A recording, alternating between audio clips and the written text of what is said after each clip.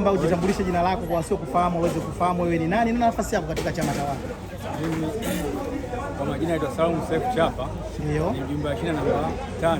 Okay. Na katika kazi yangu hii na miaka kama 29 mpaka. Okay. Naam, labda kwa ufupi sana mzee wangu, maana nyinyi ndio walezi wenyewe wa chama tawala. Naam, una kipi cha kumshauri Mheshimiwa Fikiri Rajab ambaye ni mwenyekiti wa maeneo ya Kamustafa? Ni kwanza naomba nachofurahi mimi ndio wakati tunamfanyia kampeni bwana huyu, ndio wengi wetucheka ujinga sana. Okay. Wengi sisi wenyewe wajumbe na wanachama wengine sana mchagua yule atafai chochote wala kwa kweli tunachekwa sana. Ndio kana sisi wajinga.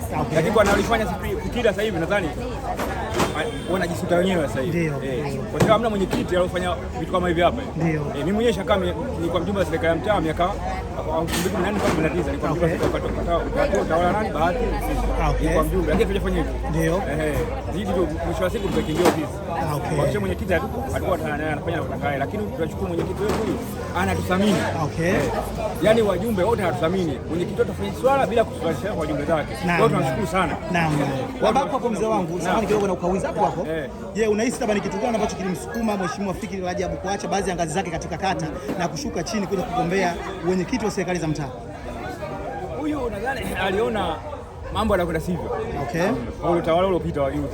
Ndio. Kwa naona sivyo. Kwa sababu yule kwanza watu wengi walikuwa wasamini. Sio jumbe bwana sawa na sisi. Nadhani akaia hivyo kubatili mwenyekiti wetu aliona. Na wewe kama ni mbobevu katika mambo ya kisiasa, je, mzungumzie kwa uchache sana sasa tunaenda kumalizia. Ni kiongozi wa aina gani? Ni kiongozi mzuri tu. Okay. Ni mzuri sana.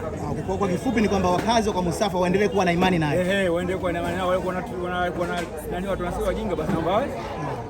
Naam, sisi tunaomba tukutakie kila laheri, uendelee na majukumu yako. Asante, nyika njema. Shukrani sana.